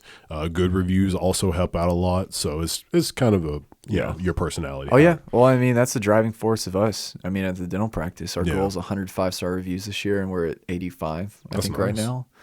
Are you encouraging people to leave those reviews? Yeah. After they leave, they get a text message after 3 hours after their appointment. Just saying, hey, just let us know by giving us a 5-star review and leave us a comment. Mm-hmm. There's only been one 1-star review, and that wasn't even a patient of ours. Interesting. Someone got fired, and pretty sure someone. Yeah. But yeah, and that's the thing. Like, reviews are important. Yeah. Especially our generation for some reason. They look at reviews, and it has to be a really, really bad experience for me to leave a review, or a really awesome experience for me to leave a review. I don't just leave reviews. Correct. Yeah. I'm the same way. Yeah. I'll just be like, yeah, I'm not going to go there ever again. Yeah. Or I'll try it again, like one more time. Like maybe it was just a bad day. Yeah. And then, that was terrible. So I'm just not going to come back. I had a really bad experience with Clips, the speaker company. Huh. I bought they were having like some sort of discount sale or whatever. Sure. So I don't know if the stuff was like refurbished or what, but I bought a surround sound. I bought a sound bar, and it came with a subwoofer, and then also added on like the two like surround sound speakers. They were like this big, and they were not loud at all. Like at all. Like Sure. I could barely hear them when I turned the sound up over halfway up. And so I was like, it sounds like the preamp was damaged. I was like, these are trash. So, and then they started making like static noises, like they were about to go out, like there was a short in them. So I just contacted Clips, and I was like, hey, these are bad. I just want to return them. So they told me I could return them, whatever. And it was so hard getting in touch with their customer support, and it was like impossible. And then I ended up, this was like right when COVID hit. So I sent them an email, and then they were like, hey, they always send like a automatic reply saying that we're trying to get back with you. Yeah. So I think a month went by, and I was just thinking, I need to hear back from them. So I emailed them again, and same thing. Oh, we'll get back with you. And I was like, oh my God. So finally I talked to somebody, and then they said, fill out this thing and you can do your refund. I was like, okay. So when I tried to do that, there's nothing on the website that says like fill this thing out. Like you can't just click on the thing to fill it out. Sure. So I am like one of the customer support people, and then they had to send it to me. And I was like, oh my God, like why would that not just be on the page? Yeah. And then they didn't have like my information or whatever to actually do the refund. So they had to like keep calling me, and I had to keep calling them. And it was just very disorganized. And it was just an awful experience. So they did send me like a survey, and I told them how bad the experience was. And I was like, I'm never going to do business with you again because it was such a bad experience. Yeah. The sound bar is really nice, and the subwoofer is really nice, but just the speakers just being bad. And okay, so I paid, I think $300 and something for the sound bar and the subwoofer, and then those small speakers, just those two, were like $289. Those things are like $399 a piece. Yeah. So I was like, oh my God. So yeah, I was like, no, I'm never going to do business with Clips again. It was just a bad experience. That's sad. And that's those bottlenecks like that like people don't realize, owners of companies don't realize like where those bottlenecks are, where people could have bad experiences. Yeah. Are so important to find out as an owner, regardless of what size corporation you are, and whether you're super small or super big. Like, and that's something that Disney does very well. So Be Our Guest, that book, talked about like as a business, like you have to find the bottlenecks and find a way to mitigate them. So for instance, parking was. Have you ever been to Disney World? I haven't. Disneyland. No. Any theme park? Well, I mean, yeah, I've been to theme parks. Okay. So you know how crazy parking is. Yeah. You have to park like 2 miles away and walk in. Sometimes they have trolleys, whatever. So at Disney World, they saw that people would forget where they park every single day, because it's a massive complex. So you get there and you park, and basically it's just in the order that you get there, that you just park, and then you go to the trolley, you go to the front, and go to the park, and they take you to the park. Well, they noticed that, like I said, that people forgot where they parked. Well, at the end of the day, you're super tired. You've been in the heat all day. Brain fog. Yeah, you don't, and you're stressed, you're freaking out, you can't find your car, and you're just not in the right mind. Yeah. So what Disney started doing was to mitigate that, was that every single trolley driver kept a log of what parking lot that they were in around the time that they were working. So, and they would just hand it to the next person who came in the next shift. So by the end of the day, if you came in at 8 a.m. that morning, or if you came in at 2 p.m. that afternoon, the guy at the end of the day who's taking you to your parking lot can look at that log to see about, and because you remember what time you got there. Yeah. So like, I got there at 10:30. He looks at the log. They're like, well, that was in Aladdin parking lot. Wow. So let's go look in that parking lot. Dang, that's crazy. So they figure that out. And so like, I was like, man, how can I apply this to what we're doing? So I looked at bottlenecks and I was like, man, the front is like people coming in, people going out, like people just congregate there at the front. So that's a bottleneck for us. So I was trying to figure out like all of this stuff. And right now it's easy because we don't have a reception area open. So people have to stay in their cars. So if someone's up there at the front going out, then I just wait. It's like, hey, just hang out in your car. We'll be out in just a second. And then someone leaves, and then so I come get somebody and try to mitigate the patient interaction with everything going on. So, trying to look for those bottlenecks in your business and trying to mitigate and figure out a creative way to keep people happy, but to also not potentially have those bottlenecks at all. Yeah. It's another great book. Be Our Guest. Yeah. It's really cool. I actually just bought the How I Built This book. And that, like, I've been listening to those podcasts, and those make you truly realize how normal, like just normal people can just develop into these extraordinary people who, like, we look up to, like, Bill Gates or Elon Musk and stuff like that, but they were just normal people who had a vision and stuck to it. Yeah. And that's something that's just like people just have this preconception of, oh, that person was just meant to do that. Or like, oh, they've got something that I don't have and I can't do what they did. Yeah. But it's like, no, they just had a vision and they just kept going at it and then like relentlessly pursued it. Yeah. And the reason why, like, I truly believe some people just will not be successful. And it's not because they aren't meant to. No. It's because they just don't have the mindset for it. Right. So you have to develop that mindset. Yeah. It's sad, but like I could literally have a conversation with somebody and be like, yeah, you're not meant to. I mean, you're just not going to be somebody that you really want to be just because you don't have the mindset. Like you don't have the attitude for it. Yeah. And I'm like, I'm sorry, but I mean, I haven't told anybody that. I'm just saying, like, if I had a conversation, I could tell. I've told people that. Like, I could definitely tell just by talking to somebody and like seeing what they do. Like, what are your habits? Yeah. Like, what do you do on a daily basis? Are you reading? Like, do you have manuals to the things that you're trying to learn? Like, are you actually practicing this thing? Yeah. Are you like telling other people about it? So I could just look at your habits, look at your daily schedule, and just know, like, oh, you're going to be successful because you work at this, or you're not going to be successful because you haven't done anything to improve yourself. Sure. And it sucks just to tell somebody, like, yo, you're not going to be successful. But it's true. Well, and that's so early on, my first mentor, he gave me advice on two things. First of all, he told me, pretty much the first time I met him, was, Kirk, you're going to fail. Wow. I was like, oh, okay. This is great. This is a great start. First impressions, everything. This is wonderful. And he said, fail faster. He's like, success is through failure.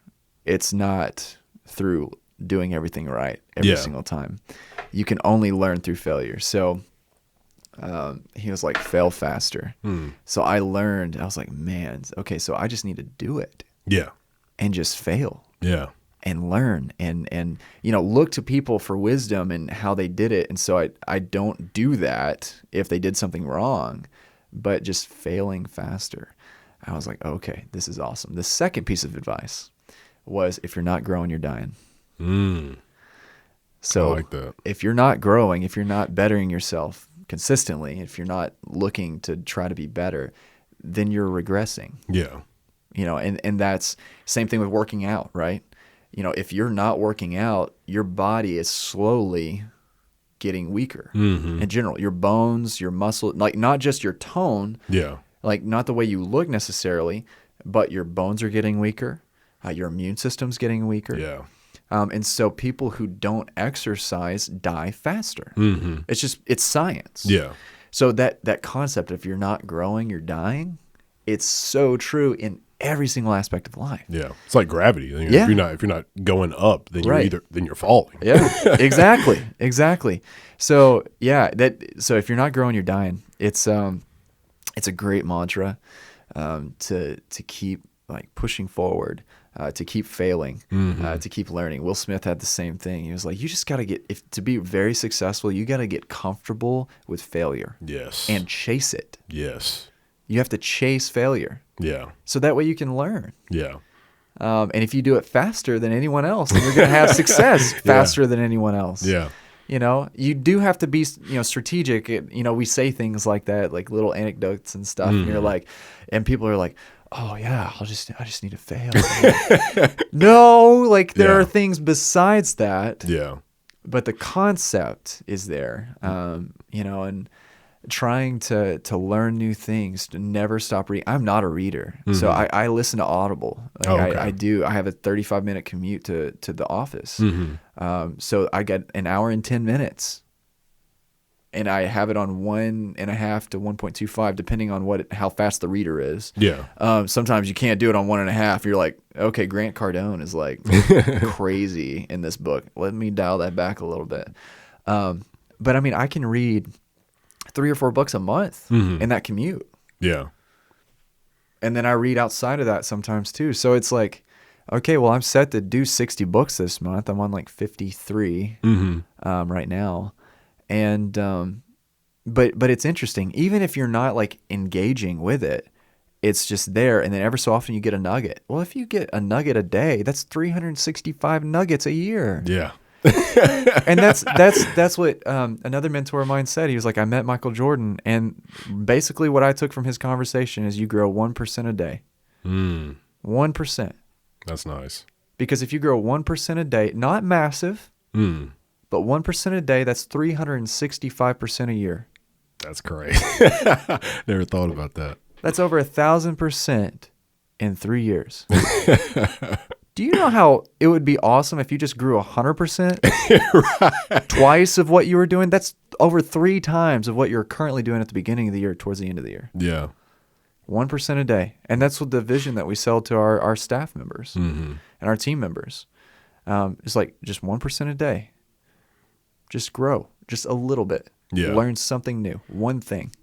I know we've been talking about Gary a lot, but of course. He said something. What was? Oh, he always talks about how he loves losing. Yeah. And some people probably don't really truly understand what he's saying. Like he's just saying like, I like to take shots. Yeah. And if I miss it, I miss it. But guess what? Yeah, I learned a lot about that shot. Yeah. People always bring up the quote by Thomas Edison about he found out 1,000 ways not to make a light bulb. Yeah. Well, you just got to take those shots, and you, as you said, you can't be scared of it. And the more you do it, the more you won't be scared of it. Yeah. Well, do you watch The Office? Yes, I've seen it. I think I've seen it all twice. Thank goodness. Yeah, we're watching through it. I think the 4th time right now. So, yeah, and as he says, you miss 100% of the shots that you don't make. Yeah. Michael Scott. Yeah. Wayne Gretzky. Yeah. and that's so true. Like, just shoot. Like, I play Fortnite, which is so weird, but oh no, but yeah, I'm a Call of Duty guy. Yeah, myself. I do too. I play Warzone. It's great. But I play Fortnite, and it's a lot of fun. But like, it's so true. Of like, you miss 100% of the shots you don't take. Yeah. So like, I will whip out a sniper rifle and just shoot. 9 times out of 10, I don't hit it. Yeah. But you took it. But I took it because that one time I took someone down. Yeah. Yeah. Like, just shoot. Yeah. Like, and the same thing with business. It's like, okay, don't go into this, just setting yourself up for failure. Just do it. Yeah.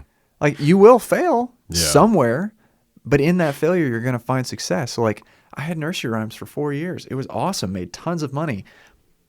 I technically failed in that because I didn't diversify, but I learned how to build an infrastructure. Yeah. I learned how to diversify. And now I have all of this craziness to where the dental practice shut down. I had all the studio stuff. It paid our bills. I don't have to worry about that. Yeah. That's why I think people should do things that they know nothing about. Yeah. Like, doing things you know nothing about will teach you so much about the things you do know about. Yeah. I do know. I don't know if that's Like, I don't know anything about dentistry. Yeah. I do now. Yeah. Yeah. But like, everything. It's probably helped you in other avenues. It has. And it's brought me, and that's the thing, is like Business 101, you can take that anywhere. It doesn't matter what industry it is. And I forget what it's called. But there's a book that talks about basically you have to have a steady flow of stuff, of thoughts and ideas and stuff from other industries all the time. Yeah. Because the things that maybe they're doing in this industry that no one's doing in yours could help just revolutionize your industry. So like, for instance, Ray Kroc with McDonald's, to franchise a restaurant was like, what? Yeah, yeah. But grocery stores were doing it. Okay, so he was like, okay, cool. Let me try this $1 billion idea. Yeah. And now every restaurant is franchising. Everybody does it. Like, and that's the thing. Like, dental offices franchise. Like, the corporate dental offices. They just try to find new people, more people, and more people, and more people, and more businesses, and just keep going. Yeah. It was business, but I helped out a friend and was the COO of a clothing line for a little while, and I learned so much about distribution channels and growing infrastructure and making connections in that. And you have to constantly be 6 months ahead of the industry to know what's the next thing. Well, then I took that to artistry, and I'm like, you have to know what's about to come out when you're writing stuff, because you're not going to be you don't need to. This is what most people do. Is like, hey, I wrote a song. We're going to put it out in 3 weeks. Oh, gosh. Please don't do that. Yeah. Have a plan. Have a structure, a marketing plan, a rollout plan, and all that stuff. Don't do that. But you have to be 6 months to a year out from the industry to kind of see where the industry is going. Yeah. You have to have that vision. And there's this like line of, you don't need to be too far ahead, but you don't need to be too far behind either. Yeah, yeah. And there are those people that capitalize on what is now, which is cool, but they don't make the money like the revolutionaries. Like the people who are copying Drake don't make Drake money. That's Drake. Yeah, yeah. Okay. The people who, like Khalid, who came in, was like, okay, I'm going to do this cool thing, and this is what I'm going to do. Changed the game for a lot of stuff, and now he's on everything right now. Yeah. And that's what people do. Like, the revolutionaries are the ones who make the money, who are doing their own thing that are unique, but they're not too far ahead to where it doesn't make sense. Yeah. That's I think that was Travis Scott back in. Did you ever hear that song Upper Echelon? Dude, I didn't even know who he was until the Super Bowl. So I was like, why do they have a no name on the Super Bowl? Like, what? So Travis Scott, the first song I ever heard him in was a song called Upper Echelon. He actually signed to Hustle Gang, which is T.I.'s music group. He signed to them, I want to say it was like 2012 or 2013, something like that. And he had this song called Upper Echelon. Like, there's a video of they're like in the woods, and it's T.I., Travis Scott, and I think somebody else is in this song. A bunch of I think like 2 Chainz. Rappers in the woods. Yeah, right. It's like a random video, but that's all Travis Scott Aren't they videos. scared of the woods? So it's so like weird. Yeah. But yeah, so I'd heard that song, never heard about Travis Scott again until he started popping up with that The Rodeo. That was the name of his like big mixtape or album or whatever. Sure. And I was like, man, I haven't heard a song from this dude. And I think The Rodeo came out in like 2015 or something like that. So it'd been like 2 or 3 years since I'd heard anything from him. Yeah. And then he's everywhere. Yeah. So I'm just like, man, that transition of, whatever the heck happened in between there. And they just, I don't know if they just like marketed him better or what, but they figured something out. Right. Well, and just put the right things in place, and people liked it, and then they capitalized on it and leveraged it, and that's the thing. Like it's and especially in the music industry, you just have to find the vein and get in that lane and just like ride it as long as you can, and then find what else works. And then it's a slow grind, and then something cool happens, and you go up to here, and then it's a slow grind. And it goes up to here, and then it's a slow grind, but it keeps growing exponentially. It's like your portfolio, your investment portfolio. You just have to do it. Yeah. and it compounds. Let it do itself. Yeah, it's going to compound, it's going to grow, but you have to be in it for that slow grind. Mm-hmm. Otherwise, like you're going to burn out. And that's what, once again, Gary Vee talks about. You got to be in love with the process. Mm-hmm. You can't be in love with trying to be successful. Like, you have to be in love with the process of becoming successful. Yeah. Because you're always going to be chasing it. Yeah. Always. And like with music, I'm going to be talking to Dee about this. Okay. Like, you need to figure out, are you in the business because you love it, or are you in the business because it can make you money? Yeah. And there's a snippet from, I can't remember what mixtape, but Lil Wayne is talking about, God, what is he saying? Oh, he's saying, music is my life. It's like, it's your job. He's like, this is my life. He's like, when I go to the club, when I'm at, certain venues or concerts, he's like, that's my job. Yeah. He was like, when I'm in the studio, it's my life. Yeah. And so I think some people, they need to understand like whatever you're doing, make that a part of your life, because then you'll look at it differently. Right. Like when I thought about him saying that, going to, like, he doesn't really want to be at that club. Like, he doesn't really want to have to be at that concert, because he has to do it because it makes him money, and that's his job. Yep. But just the act of making the music, that's his life. Yeah. I was like, whoa. Yeah, it makes a big difference when you have that mindset towards something. Like, if you go into it with it's just a means to an end, like, it's just not fun. Yeah. You take that fun out of it. Right. Now, I do things that I don't like, but like I still enjoy them. Mm-hmm. I mean, even in the things like in writing music, like you're not going to like some stuff. Yeah. But you do it anyway because the pros outweigh the cons. Yeah. You might not have, wanted to do nursery rhymes like that, but it made some good money though. Yeah, and I learned a ton. Yeah. And that's the thing. If you go into it just like, okay, well, what can I learn from this? Yeah. Not like, oh, I got to do this and I got to do that. And, with dentistry, like I told my wife this, and she knows this, and I was like, I mean, there's no way I could have gotten a job at a dental office had you not been the dentist. Like, I just couldn't, because that's not my skill set. Exactly. But I can learn, and I'm willing to learn to help the business. Yeah. And I think if you go into it with that kind of mindset, it's just like, okay, well, let me be generous, let me be consistent and do what I say I'm going to do, and, just go from there. What's next for Kirk? Gosh, that's a great question.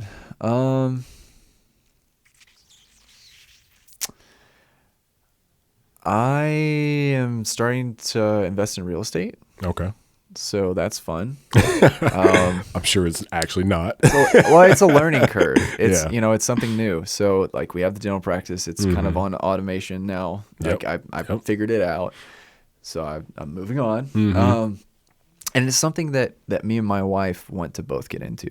Okay. So like it was really cool to when we were like, okay, we're going to buy the dental practice. Mm-hmm. She was like, will you be in this with me? I'm like, yeah, I will help you as much as I can. Mm-hmm. And I stuck to that. Once again, being consistent, say what you're going to do. Yeah.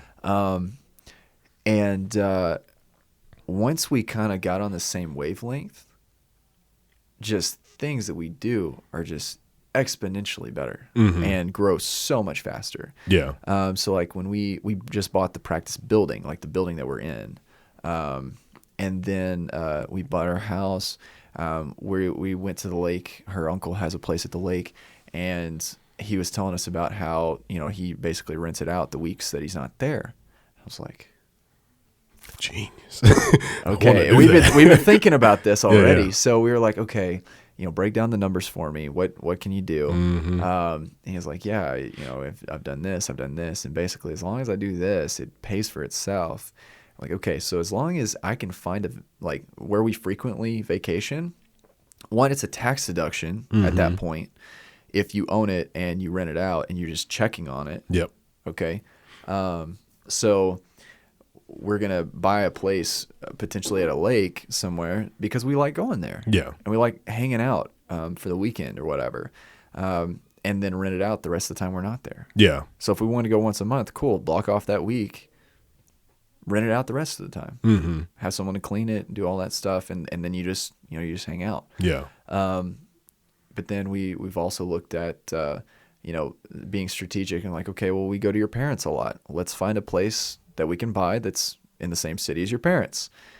So every time we go visit your parents, it's a tax deduction. Yep. We swing by, we check on the house, and then we go see your parents. Nice. Like trying to find things like that. They're like, okay, how can I be smarter about this? Mm-hmm. Investing more, is always good. I'm waiting for the election because historically the market always goes down after the election. So I'm still investing, but like I'm going to be a little more aggressive at the first of the year. Yeah. I got you. When the market goes down. But I mean, that's kind of where I am now as far as vision. Like I want to get to where we're doing 20,000 in passive income a month in real estate. Yeah. So that way, either we can keep going on with the dental practice or we can sell it or whatever. Okay. And then just focus on investing. Okay. Because that's where we want to be, in 10 years, whatever. And work on it together and go with the cash flow quadrant. Go from self-employed and then business owner to investor. Yeah. We want to stay in that realm. And invest in businesses and invest in real estate and go from there. What is something that you want to just like give to everybody? Like this tidbit information. You have something like that? Not trying to put you on the spot. Yeah, if you got nothing, you got nothing. We've said a lot. Yeah, well, we've talked about it throughout the whole podcast. Yeah. It's just, gosh, be a go-giver. There's something to say about being a go-getter. Yeah. But I definitely suggest that book for everybody. Yeah. Like, Kirk gave me that book, and I was like, this is amazing. So I suggest it for everybody. Right. Well, it's in parable form, so it's a story, yeah. But it has so many great nuggets and concepts. And at the end of the book, the authors talk about the book. Yeah. Like they talk about frequent questions that they get about the book, and then they answer those questions and stuff. But that whole series is great. Yeah. But that was like the tipping point, like I said, for everything that I'm doing is like, okay, if I can give, and it's not necessarily financially, like it's of your time and all sorts of stuff. If I can change my mindset to where I'm giving value in everything, so from the waitress, asking them about their day, trying to give to that relationship and that engagement, to our team members at work, to my wife, to my kids, if I can give and also learn to receive, there's a balance there. Yeah. But if I can learn to give and be generous with my giving, then things just literally just open up the floodgates. Yeah. And it just works. But before I go, let's talk about the 3 books Okay. 3 best books right now. You. Ooh. Man. That you would suggest. I'm putting you on the spot now. So I read this book, I think it's Undeniable by Bill Nye. Yeah. You've heard of that? Yeah. That was a good book. I haven't really done a lot of reading, so this is actually kind of hard for me. Well, you should. Yeah. Yeah, I've been trying to do more. Yeah. I'm trying to do it for money with these audio books. Yeah. Well, you said emotional intelligence. Yeah, the emotional intelligence So, book, that was phenomenal. I definitely suggest that for people. Okay, so that's 2. And I've got like a whole bookcase down there, and I can't even think of. Oh, I read some book by Stephen Hawking's. Oh. It was, well, I also read by, what's his name? Neil deGrasse Tyson. Yeah. Astrophysics for People in a Hurry. That's a What a nerd. sorry. That Dude, was that's an amazing awesome. book, Yeah. He and to be like a nerd, Yeah. like for him, he's so popular Yes. because he puts it in layman's terms and he makes it fun. He's like the Bill Nye of today. Yes. Like, yeah. you know, and that's what's cool about him. Yeah. Everything I've said is like science, like Yeah. emotional intelligence. Yeah, I'm a big science person, Yeah. but Yeah. that book, the Bill Nye book. Sure. I don't remember the name because Stephen Hawkins has like multiple books that have similar names. One of them's like the theory of like stuff that just like happens in science, and it has like different names, and it's kind of like the same subject. Interesting. So, yeah, anything by Stephen Hawkins, I suggest it. Yeah. Anything by Bill Nye or Yeah. Neil deGrasse Tyson, I definitely suggest Wow. it. So, yeah, you can look at my bookcase downstairs. Yeah. It's I'll have pretty cool. to. It's pretty big, but yeah. Yeah. But Weird flex, but okay. yeah, for sure. Yeah. How can people reach you? Gosh, they could just email me at kirkteachout@gmail.com. Super easy. Teach as in teacher, and then out, KIRK, teachout@gmail.com. Super easy. I am going to tell you my 3 books though. So go ahead. so Go Giver, number 1. Besides the Bible, these are the 3. Go Giver, Extreme Ownership, which is by Jocko Willink and Leif Babin, Okay. 2 Navy SEALs. Awesome book. And then The Compound Effect. Okay, that sounds cool. Compound Effect. Yeah, you gotta read it. Okay, It's great. I'll check that out. It's great. But yeah, those are but yeah, anyone can contact me, kirkteachout@gmail.com. And just find me on social media. I think my tags are Kirkus Maximus 45. I guess. That was a pretty cool name. You know, I love Gladiator, so it's like, dude, that's like my favorite movie. yeah, Marcus Aurelius, man. Yes. So yeah, Kirkus Maximus 45 on Instagram and stuff. So yeah, I mean, I don't think there's. I mean, sometimes people slip through the cracks, but most of the time, I help everyone that comes my way. So Awesome. yeah, All right. Well, thanks for coming on, man. yeah. Thanks for having me. All right. Thank you for everybody tuning in, and see you next time.